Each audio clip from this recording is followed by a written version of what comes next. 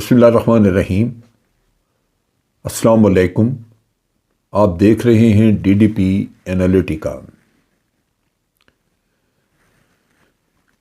امریکہ اور پاکستان کے ریلیشن شپ، پاکستان کے ساتھ تعلقات پاکستان کے لیے بہت اہم ہیں۔ امریکہ دعویٰ کرتا ہے کہ پاکستان کے اندر امریکہ کی جو ڈائریکٹ انویسٹمنٹ ہے وہ دنیا میں سب سے زیادہ ہے، یعنی پاکستان میں امریکہ سے زیادہ کوئی اور ڈائریکٹ انویسٹمنٹ نہیں کرتا۔ یہ بصورت پاکستان میں اس کے بارے میں کوئی خاص انفارمیشن موجود نہیں۔ انفارمیشن سے مراد یہ ہے کہ اس کے بارے میں کوئی فوری طور پہ کوئی دعویٰ نہیں کیا گیا، لیکن بصورت انویسٹمنٹ کچھ نہ کچھ تو آتی ہے باہر سے۔ دوسرا جو دعویٰ کیا گیا امریکہ کی طرف سے، جو کہ درست ہے، کہ پاکستان کی جو تجارت ہے اس میں سب سے زیادہ بڑی مارکیٹ امریکہ ہے پاکستان کے لیے، یعنی دوسرے لفظوں میں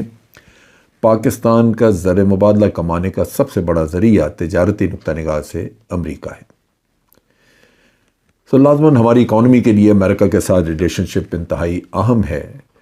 اور ویسے بھی انٹرنیشنلی جتنا آپ انفلوئنس دیکھتے ہیں امریکہ کا دنیا میں، خاص طور پہ مغربی دنیا میں،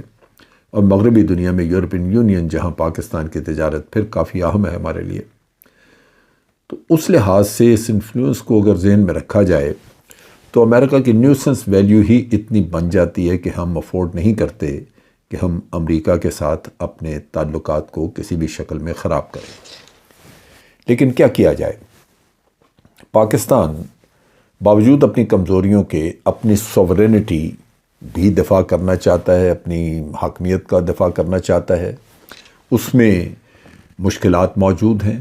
ریسنٹلی جیسے رجیم چینج ہوئی یہاں پہ، اور رجیم چینج کے بارے میں امریکہ دعویٰ کرتا رہا کہ اس کا کوئی عمل دخل نہیں، لیکن سائفر بھی ایک حقیقت ہے۔ اور پھر جو امریکہ کی خواہشات ہیں جو وہ تکمیل کرنی چاہتا ہے یہاں پاکستان میں، اس سے لازماً نظر آتا ہے کہ وہ کوئی ایسی حکومت چاہتا ہے پاکستان میں جو اس کی تابع ہو، اس کے کہنے کے مطابق کام کرے۔ اب جو امریکہ نے دعویٰ کیا یہاں پہ ریجن میں، ایکچولی وہ بڑا عجیب اور مضحکہ خیز ہے۔ یہ تو حقائق تھے جو میں نے سامنے رکھے کہ معاشی اعتبار سے، اکانومی کے لیے،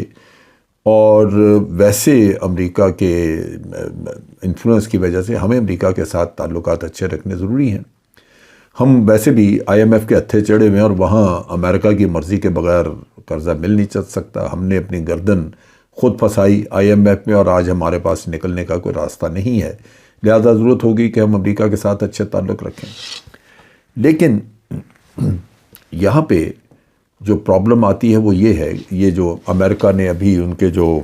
اسٹیٹ ڈپارٹمنٹ ہے انہوں نے اس ریجن میں اپنے تعلقات کی وضاحت کرتے ہوئے یہ کہا کہ بھارت ان کا گلوبل پارٹنر ہے، اور بھارت کے ساتھ جو ان کی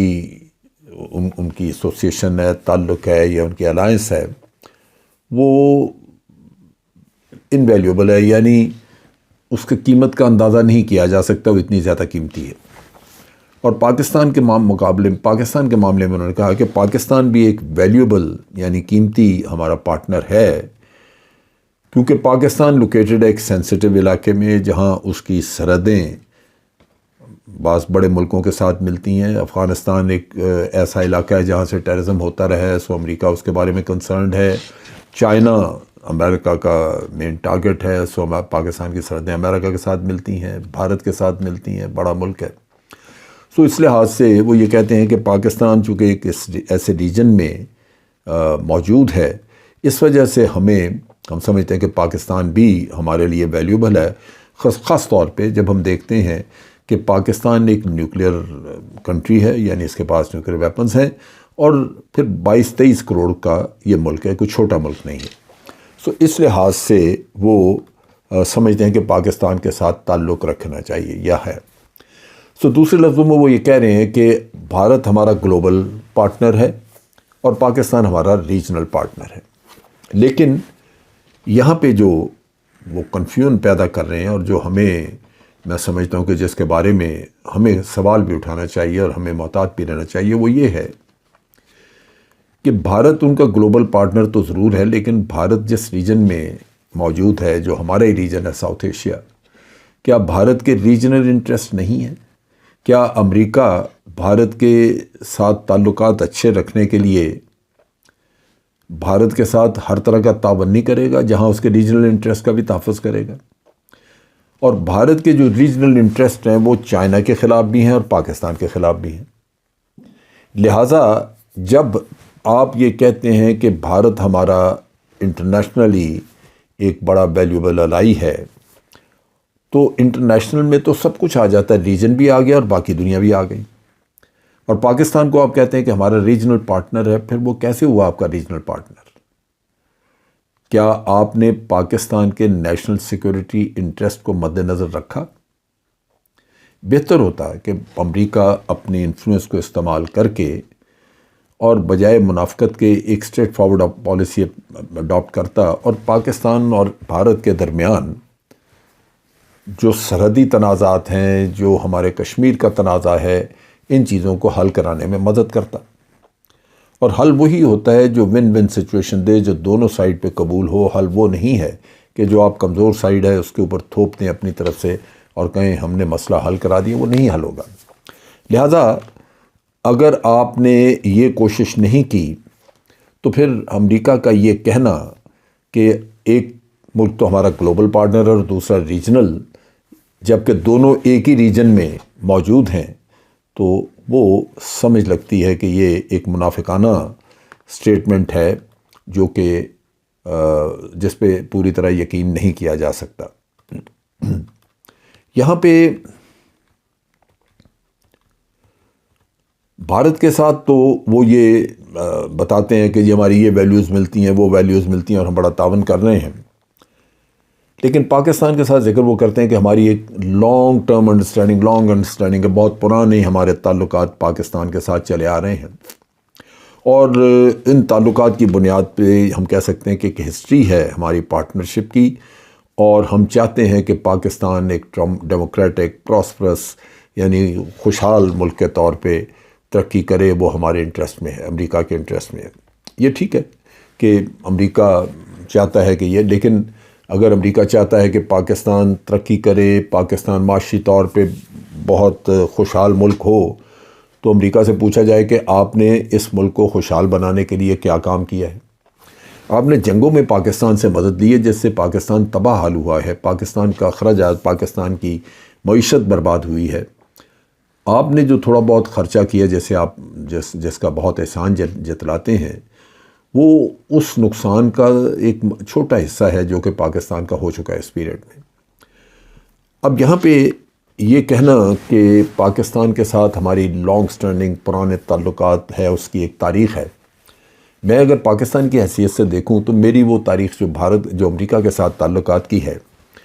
وہ مجھے تاریخ نظر آتی ہے، وہ مجھے کوئی اس کو دیکھ کے خوشی نہیں ہوتی۔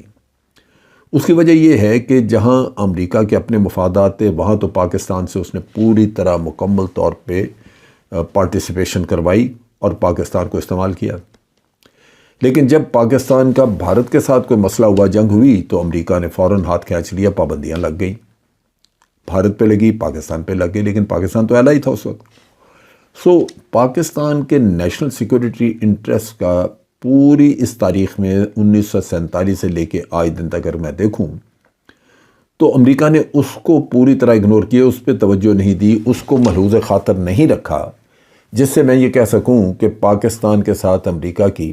دوستی جو ہے وہ واقعی پاکستان کے لیے بہت مفید ہے۔